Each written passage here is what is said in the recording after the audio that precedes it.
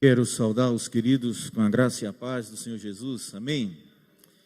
É um privilégio, irmãos, nós podermos estar aqui, para juntos nós buscarmos a presença do Senhor, compartilharmos um pouco da palavra, louvarmos, exaltarmos esse Deus que é digno de louvor, que é digno de ser adorado, de ser cultuado, de ser engrandecido, né? E isso nós devemos fazer sempre com extrema alegria, com muita alegria, porque o Senhor verdadeiramente tem sido bom para com a minha vida, para com as nossas vidas, e nós temos experimentado essa bondade de Deus todos os dias, de maneira constante e abundante, mesmo que nós não reconheçamos, mas o Senhor tem sido bom. O Senhor tem sido bom logo de manhã bem cedo, quando Ele renova sobre mim e sobre você as suas misericórdias, sem que nós merecêssemos, mas mesmo assim, Ele usa de misericórdia, Ele está sendo bom, durante todo o dia, quando Ele estende a sua mão graciosa e nos abençoa com a sua graça, que é melhor do que a própria vida, durante todo o dia, Ele tem sido bom para com as nossas vidas. Por isso nós estamos aqui, para engrandecê-lo, para louvá-lo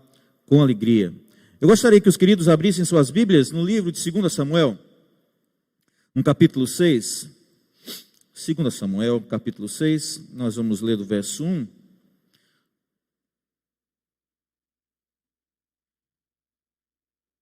até o verso 19.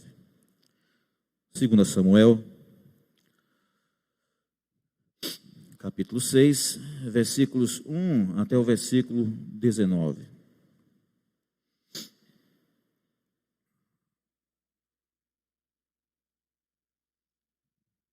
Mesmo assentados, ouçamos a palavra do Senhor, que os irmãos possam acompanhar.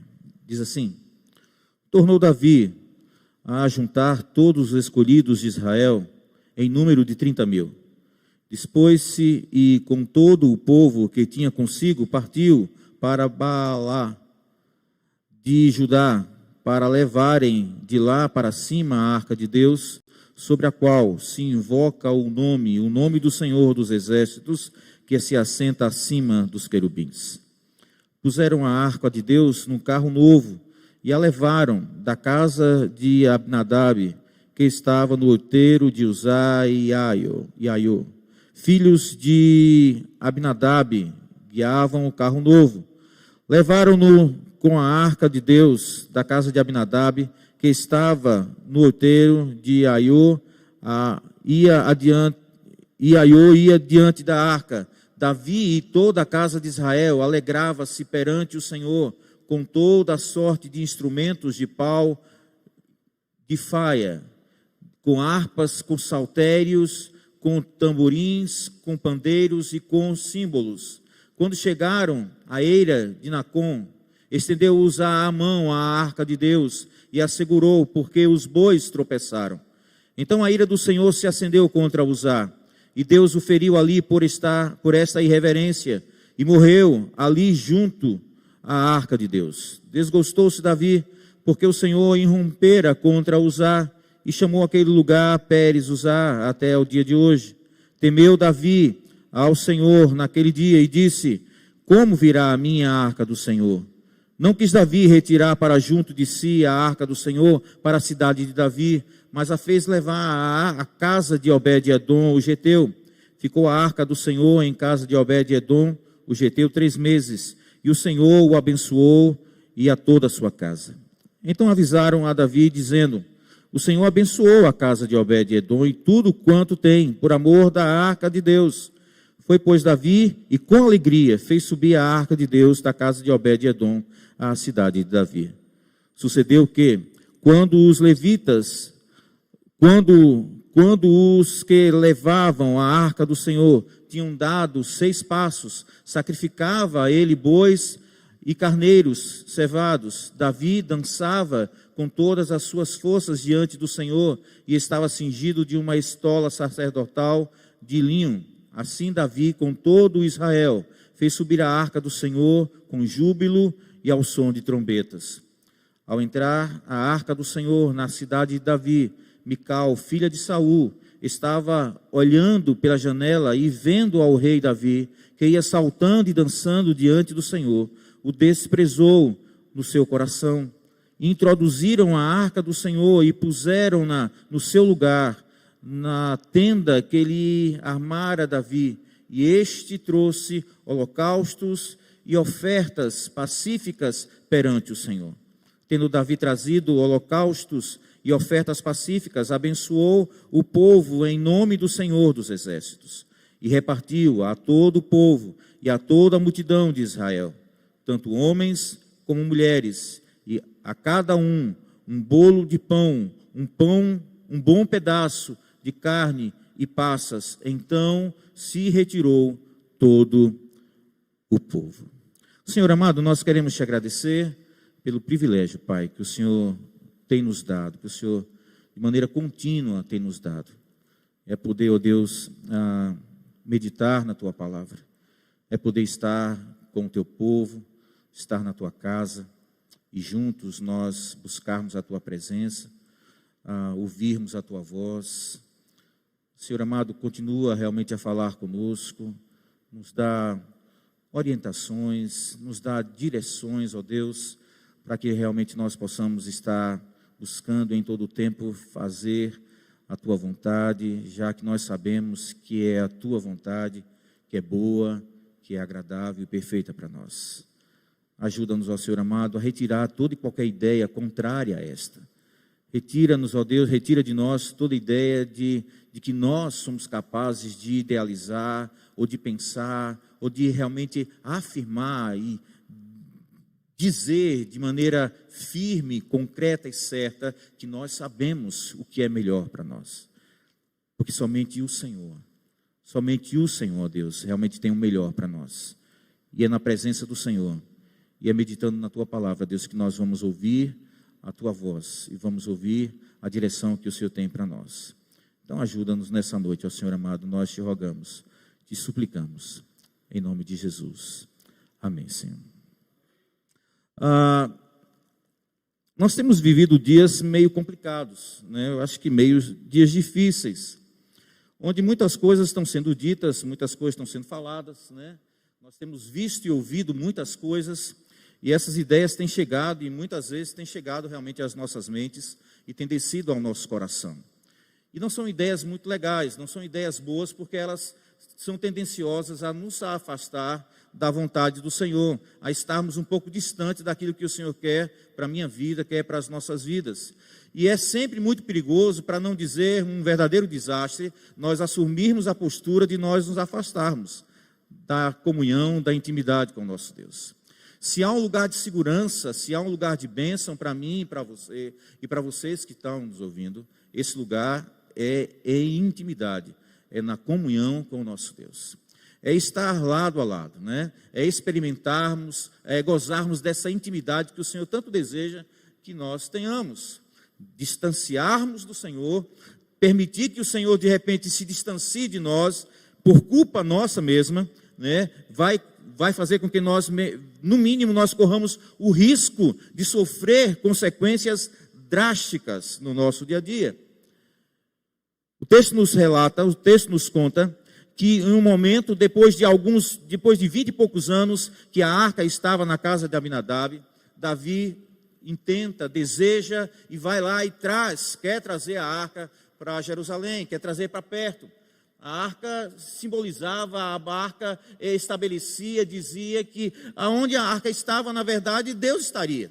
E se Deus está, há bênçãos, né? Bênçãos de alegria, bênçãos de vitórias, são prosperidades. Muitas coisas vêm, na verdade, quando nós mantemos a nossa comunhão com Deus. Distante dele é que nós vamos sofrer coisas não muito legais, né? Mas quando nós estamos em comunhão com o Senhor, quando a presença do Senhor está nas nossas vidas, está na nossa casa, está na nossa história, as coisas acontecem de maneiras diferentes, né? Nós somos abençoados, e nós vemos até isso no próprio texto. E Davi tenta trazer, né? E ele vai lá, reúne um grupo de pessoas, e ele traz lá da casa, e ele tenta trazer para Jerusalém. Mas o que é que acontece? Os princípios da palavra, eles não são observados. A Bíblia nos ensina que quem deveria trazer a arca eram os levitas. Tinha estabelecido isso. E Davi não se preocupou com esse preceito, né? E pessoas que não deveriam estar fazendo aquilo, estavam fazendo, começaram a fazer.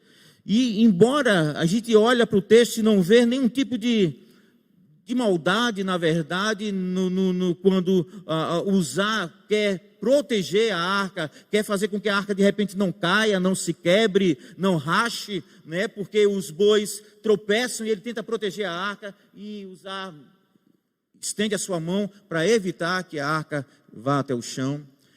Embora aos nossos olhos não seja algo ruim, mas para os olhos de Deus aquilo não foi legal.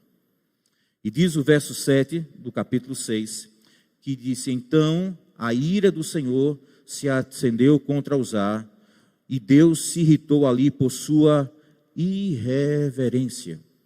A atitude de Uzá foi uma atitude irreverente. Embora aos nossos olhos, talvez eu e você, nós faríamos o mesmo, para evitar que a arca caísse ao chão. Mas ele não podia fazer aquilo. O erro, na verdade, já começou pelo fato de aquela arca estar sendo carregada naquele carro. A Bíblia ensinava que os levitas deveriam levar, mas deveria a arca ser carregada sobre os ombros deles, e não em um carro. Havia alguns erros. A vontade de Davi de trazer a arca, a presença de Deus para Jerusalém, talvez foi maior do que aquela observância, né? O olhar de Davi para os preceitos da palavra, que faria com que realmente a presença de Deus, a arca de Deus, pudesse chegar bem até o lugar onde ele queria. Essa é a primeira coisa que eu gostaria de pensar junto com os irmãos nessa noite. Nós precisamos da presença de Deus, irmãos. Um lar sem Deus é um lar complicado.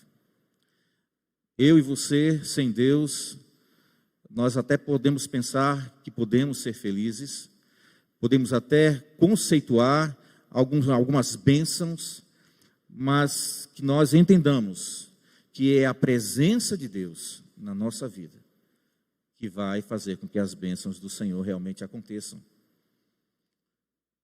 Trazer Deus para junto, manter intimidade, manter comunhão com o Senhor é de extrema necessidade, mas nós precisamos entender que o Senhor estabelece preceitos, e esses preceitos estão sendo revelados nas Sagradas Escrituras. Não se traz a presença de Deus para as nossas vidas, nem para a nossa casa de qualquer jeito. Ou nós observamos os preceitos da palavra, irmãos, e nós tentamos colocar em prática esses preceitos, ou dificilmente nós vamos experimentar, vamos gozar da plenitude, da presença do Senhor nas nossas vidas. Deus é extremamente zeloso com aquilo que Ele nos ensina através das Sagradas Escrituras. A motivação de Davi, o desejo de Davi era boa. Ele queria a presença de Deus na sua casa. Mas não basta querer, desejar ter Deus na sua casa. Você tem que observar os preceitos. Deus estabelece princípios que precisam ser observados. Davi não observou. E por ele não ter observado, ele percebe e vê aquela situação. E o texto diz, aqui na palavra do Senhor, a partir do verso 8, que Davi ficou desgostoso, se desgostou com Deus naquele dia e disse: como virá a minha arca do Senhor? Não quis Davi retirar para junto de si a arca do Senhor para a cidade de Davi, mas a fez levar para a casa de Obed-edom. Nós aprendemos, irmãos, também aqui, quando Davi, ao ver a ação de Deus, o mover de Deus, a atitude de Deus para com aquele homem que tentou proteger a arca, punindo ele com a morte, Davi teme, Davi se assusta, e ele não traz para Jerusalém, e ele manda para a casa de Obed-edom, temeroso, né?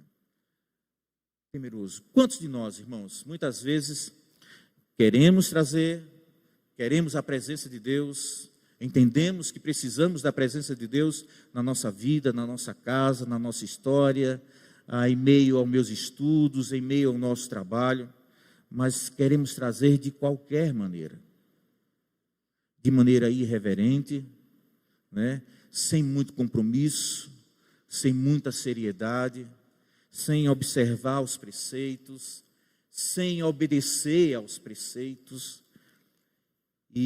Ou nós observamos os preceitos e obedecemos esses preceitos para que a presença do Senhor realmente seja notória, seja experimentada e seja vivida na sua plenitude. Ou então, com o passar dos dias, talvez nós vamos perceber Deus agindo de maneira contrária à minha vontade, manifestando o seu poder, punindo coisas, punindo, quem sabe, a você mesmo, retirando coisas que você gostaria de ter, não ouvindo a sua oração e respondendo de maneira contrária àquilo que você tem pedido, pelo simples fato de que eu e você, de repente, nós não estamos fazendo as coisas de acordo com a vontade dele. De acordo com a vontade dele.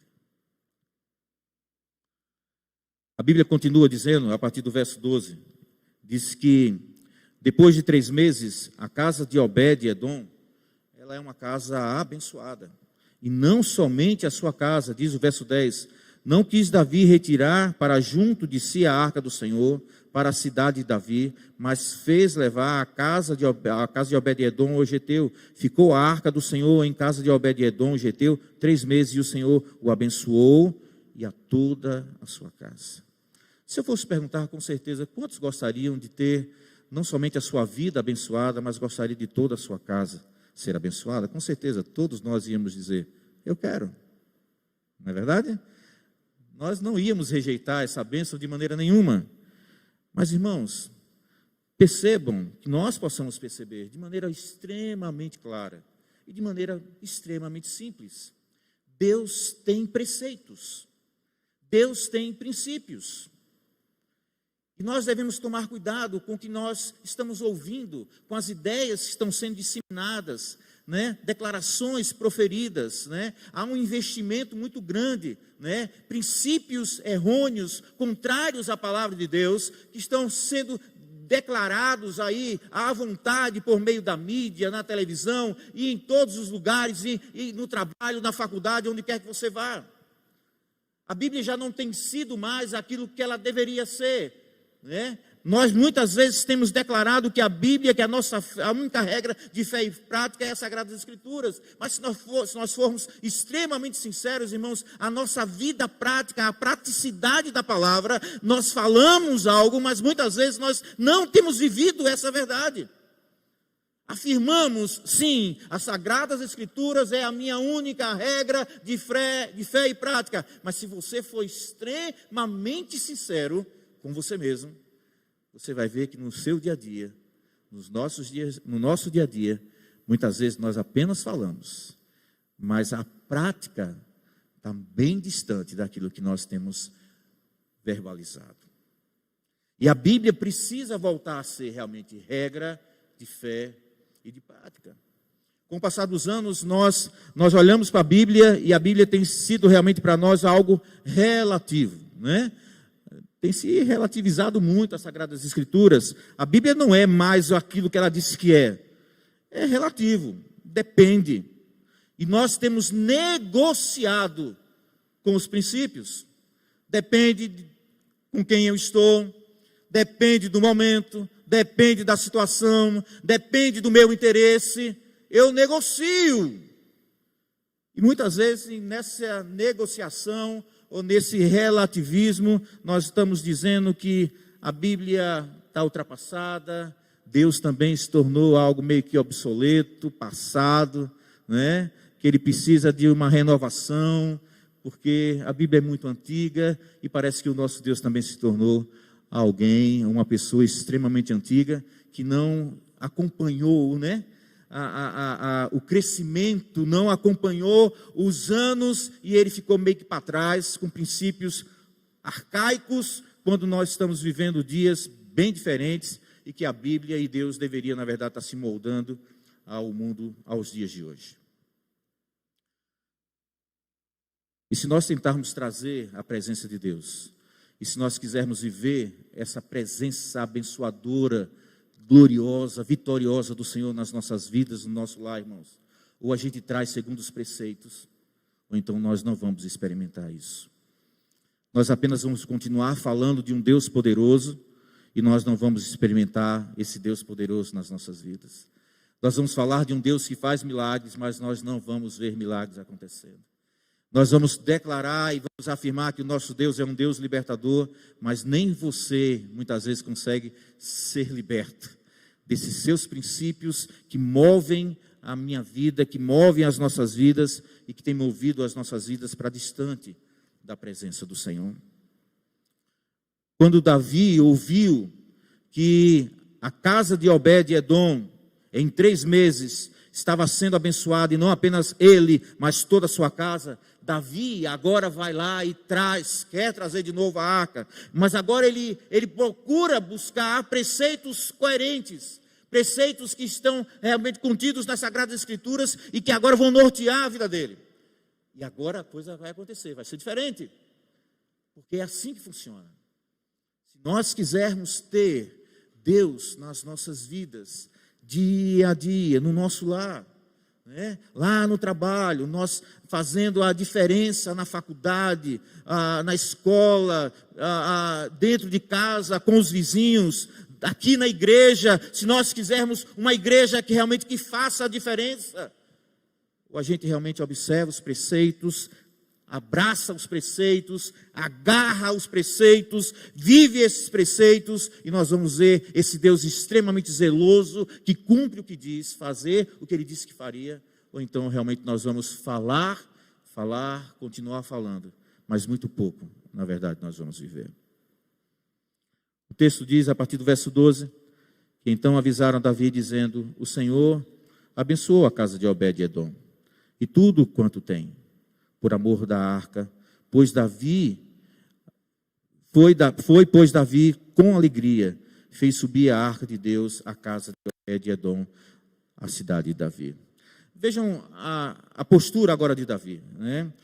Se nós quisermos trazer a presença de Deus, irmãos, nós vamos ter que fazer isso dentro dos preceitos. E eu gostei, achei lindo a postura de Davi, algumas posturas que Davi teve ao trazer a arca do Senhor. Primeira coisa, nós aprendemos no versículo 12.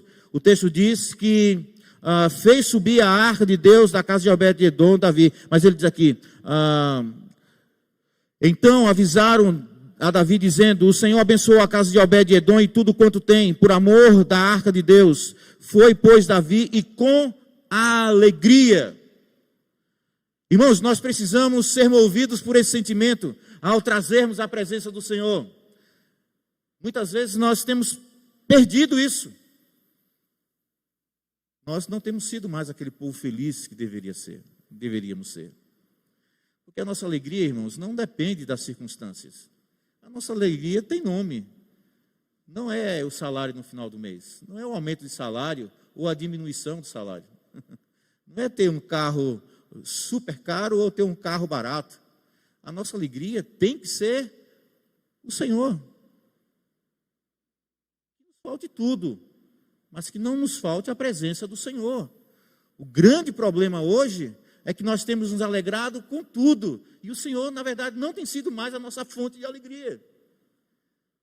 Nós, nas nossas escolhas, no nosso dia a dia, nós temos dito, e se não temos falado, mas nós temos vivido isso na prática. Eu tenho me alegrado mais com as coisas do que, na verdade, com a presença do Senhor. A gente não faz a mesma festa quando a gente faz, você compra um carro novo, você se alegra? Se alegra. E muitas vezes se alegra mais quando compra um carro novo do que quando de repente você vem trazer o dízimo na casa do Senhor.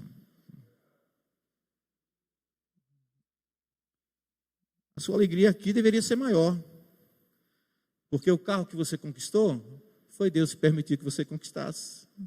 Se Ele não quisesse, você não teria conquistado. A gente se alegra com muitas coisas, mas temos deixado de nos alegrar com aquilo que realmente vale a pena nós nos alegrarmos. Davi, ele se alegra, ele ouviu dizer, a casa de Obed-edom, 3 meses, a casa de Obed-edom e toda a sua casa está sendo abençoada. Ele disse, eu preciso trazer a presença de Deus para cá, porque eu quero a bênção de Deus. E Davi, movido por esse sentimento de alegria, porque ele entendia que não havia nada mais especial, não havia nada melhor do que trazer a presença de Deus para dentro da sua cidade, para dentro da sua casa. Eu quero dizer para você que não há nada na minha vida e na tua vida tem que tomar o lugar de Deus.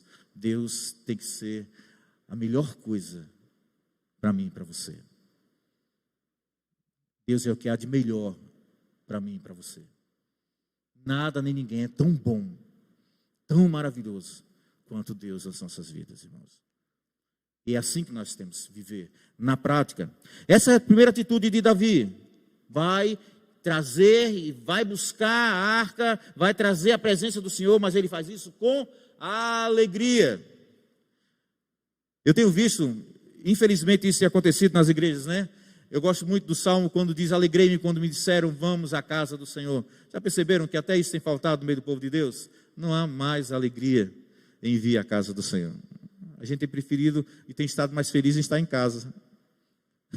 Não deveria ser. Nós deveríamos nos alegrar em vir à casa do Senhor. Como diz o pastor Manuel, eu creio verdadeiramente nisso. Existem bênçãos que somente aqui Deus vai conceder a você. Existem bênçãos que Deus vai dar a você lá na sua casa, mas existem coisas que Deus só vai fazer aqui. E se você não vem até aqui, provavelmente você vai perder muitas das coisas que Deus com certeza gostaria de fazer na sua vida. O texto continua dizendo que sucedeu o que? Verso 13, quando os levitas, quando os que levavam a arca do Senhor tinham dado 6 passos, sacrificava a ele bois e carneiros cevados.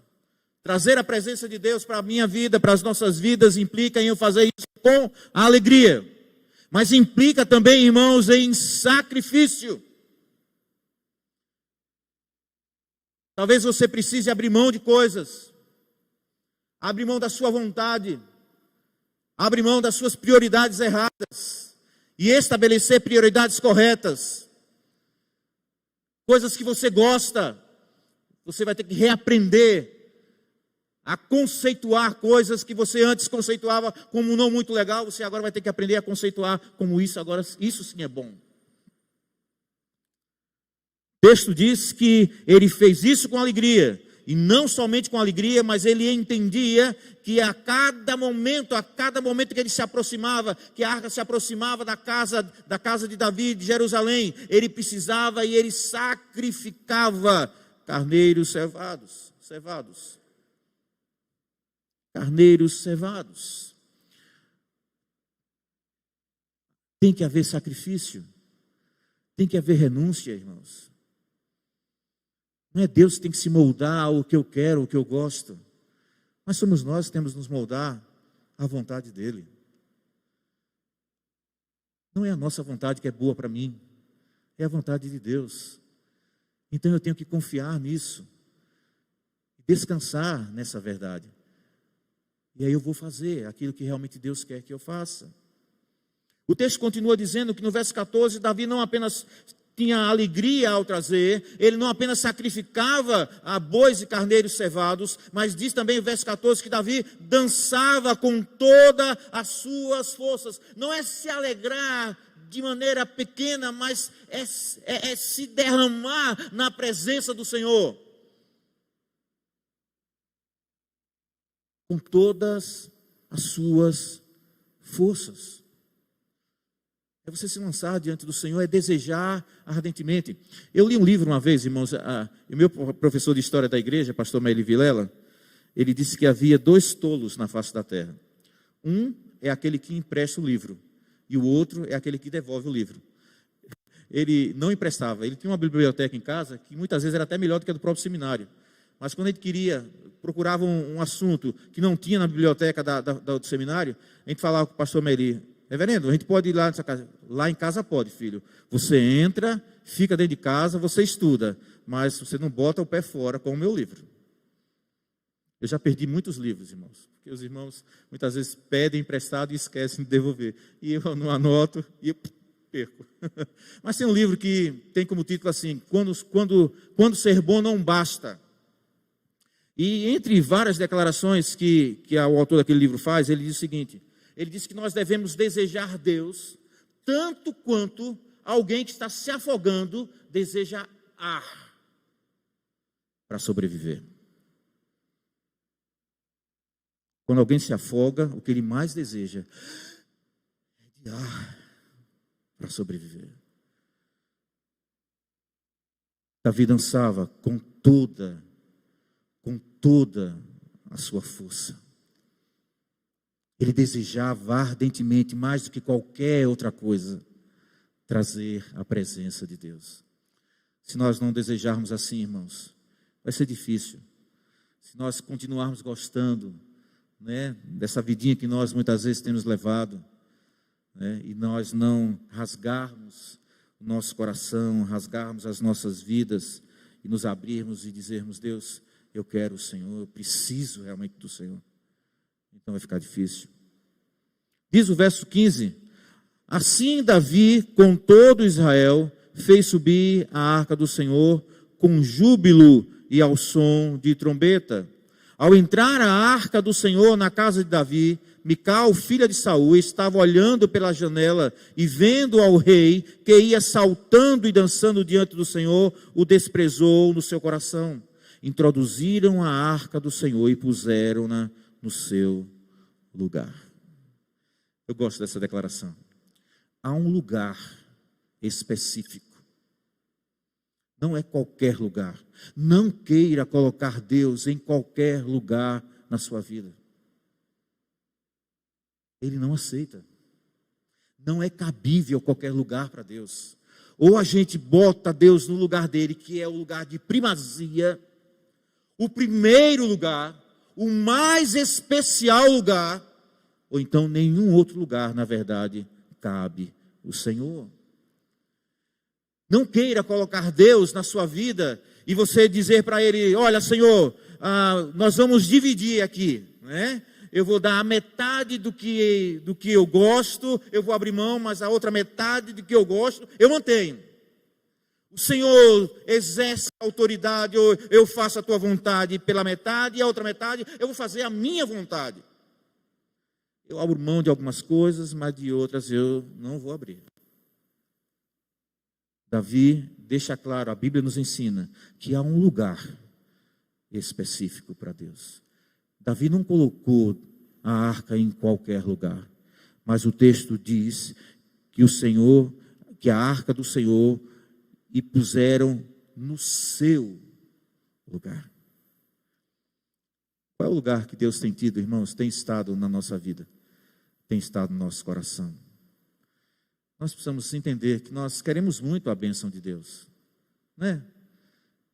Nós temos clamado, nós temos orado, pedimos coisas, existem sonhos, desejos que nós queremos realizar e nós colocamos diante do Senhor, porque entendemos que é o Senhor que pode fazer, clamamos para que Deus abra portas, né? Para que Deus realize as coisas. A gente quer o Senhor da bênção. Na verdade, a gente quer a bênção do Senhor, mas a gente não está querendo o Senhor dessa bênção, irmãos. Deus precisa estar no lugar de primazia na minha vida e na tua vida. Não é cabível. Não se pode colocar o Senhor em qualquer lugar.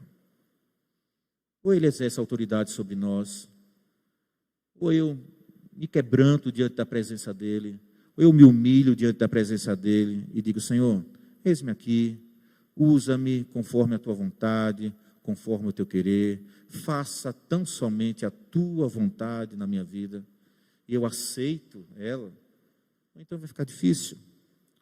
O texto continua dizendo: na tenda que Eli armara Davi, e este trouxe holocaustos e ofertas pacíficas perante o Senhor. Tendo Davi trazido holocaustos e ofertas pacíficas, abençoou o povo em nome do Senhor dos Exércitos, e repartiu a todo o povo e a toda a multidão de Israel, tanto homens como mulheres, a cada um bolo de pão, um bom pedaço de carne e passas. Então se retirou todo o povo, cada um para a sua casa. Você quer a presença de Deus? Você precisa da presença de Deus? Existem princípios a serem observados. O primeiro princípio a ser observado, irmãos, Não queira trazer Deus de qualquer maneira. Você não vai conseguir trazer a presença de Deus se eu continuar a viver uma vida irreverente. A gente precisa reverenciar mais o nosso Deus. Ser mais zeloso para com as coisas do nosso Deus. Você quer trazer a presença do Senhor para a sua vida, para o seu lar? Você precisa fazer isso com alegria, com extrema alegria. Porque você está trazendo o que há de melhor para você. Nada nem ninguém é tão bom, é tão maravilhoso, é tão especial, é tão poderoso quanto o nosso Deus. Você quer trazer a presença do Senhor para a sua vida, para o seu lar? Você precisa, você reconhece isso? Entenda que também vai requerer de mim, de você, sacrifício. Sacrifícios de louvor, sacrifícios de adoração, sacrifício no que diz respeito à renúncia, a renunciar coisas que muitas vezes nós temos alimentado nas nossas vidas, irmãos, e que não é da vontade de Deus que nós alimentemos. Lançar fora, para que o Senhor realmente tome conta do nosso coração, da nossa vida. Quer trazer a presença do Senhor para a sua vida? Diz o texto que você tem que fazer isso com júbilo, com alegria, ao som de trombetas, liberando toda a força, fazendo isso com todo o seu empenho, sem restrições, com toda a sua força.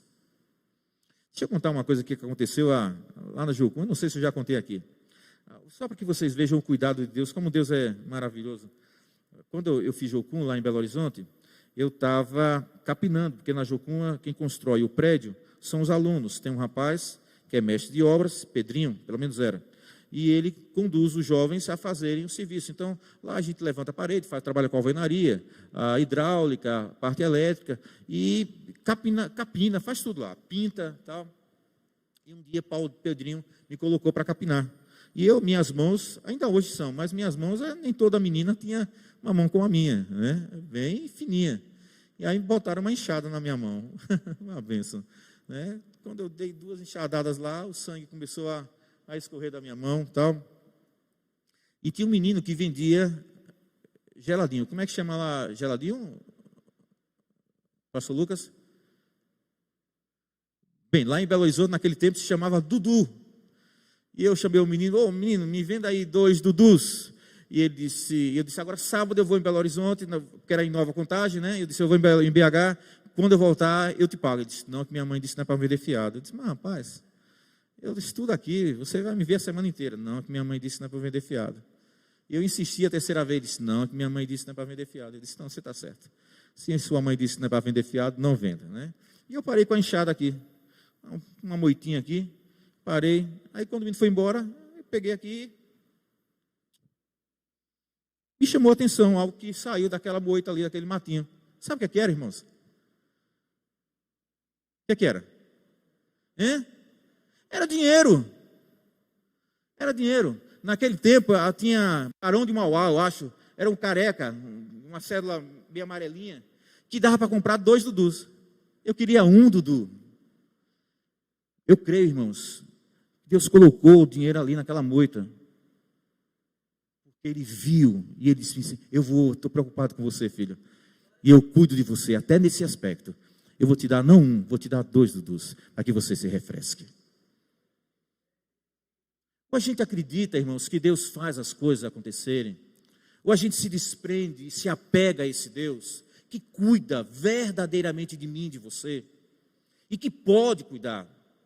Não pense você que você pode cuidar de você mesmo. Você não pode. Ninguém pode, mas nós sabemos de alguém que pode. E esse alguém é o nosso Deus. Por isso vale a pena sim, Davi entendia que valia a pena trazer Deus para perto. Vale a pena manter intimidade, comunhão com o Senhor, porque Ele é um Deus presente, um Deus abençoador.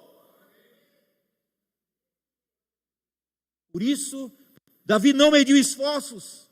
Fez com alegria, fez com toda a sua força, se sacrificou, adorou, observou os preceitos, colocou Deus no lugar que é dele, lugar de primazia.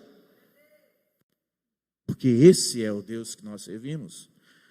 É o Deus que merece estar no lugar de primazia na minha vida e na tua vida. E eu chamei aquele menino com muita alegria. Vem cá, menino. E ele voltou e eu disse, me dá 2 Dudus. E eu paguei. E eu parei assim, eu disse, puxa vida, Deus, o Senhor se preocupou comigo. Até nisso. Se Deus se preocupou comigo, uma coisa tão, que aos meus olhos ficou tão pequena, quanto mais em coisas maiores. Com certeza Deus vai cuidar. Talvez você tenha tido alguma experiência parecida com essa minha. De um Deus que supre, de um Deus presente, de um Deus real, de um Deus fiel, de um Deus zeloso, de um Deus cuidadoso, de um Deus amoroso, de um Deus provedor. Não é?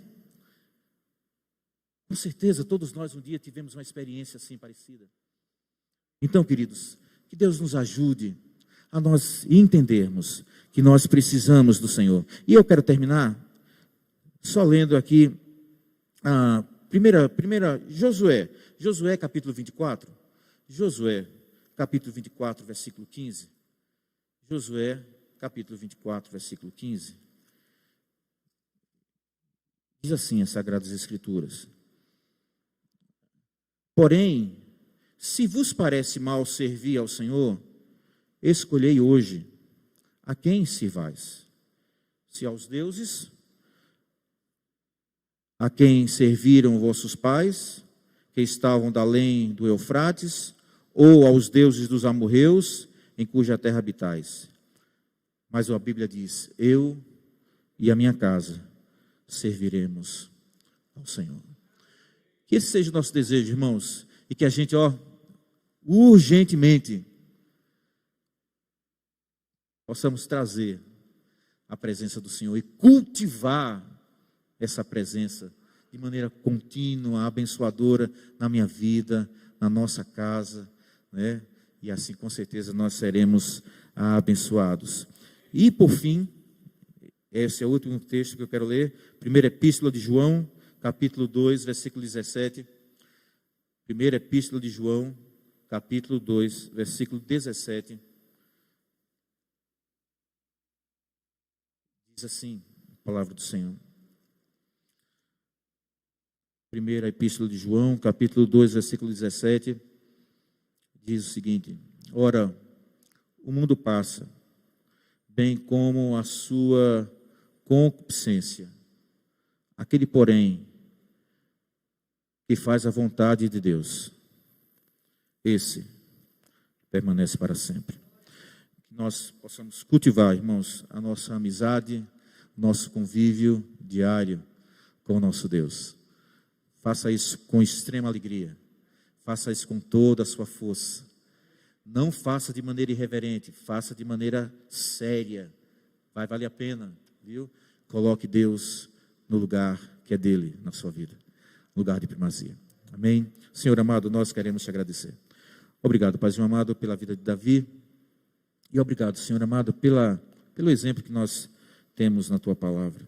Ajuda-nos, ó Senhor amado, a nós termos realmente o Senhor no centro das nossas vidas. Olhando para o Senhor e tendo o Senhor realmente como aquilo que é mais importante, aquele que é mais importante para nós do que qualquer outra pessoa, qualquer outra coisa.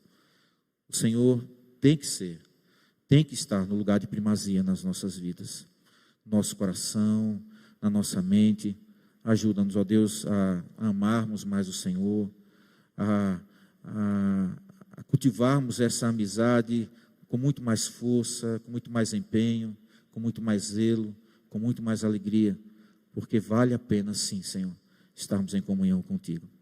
Nós te louvamos, te agradecemos por essa noite, Pai, em nome de Jesus. Amém, Senhor.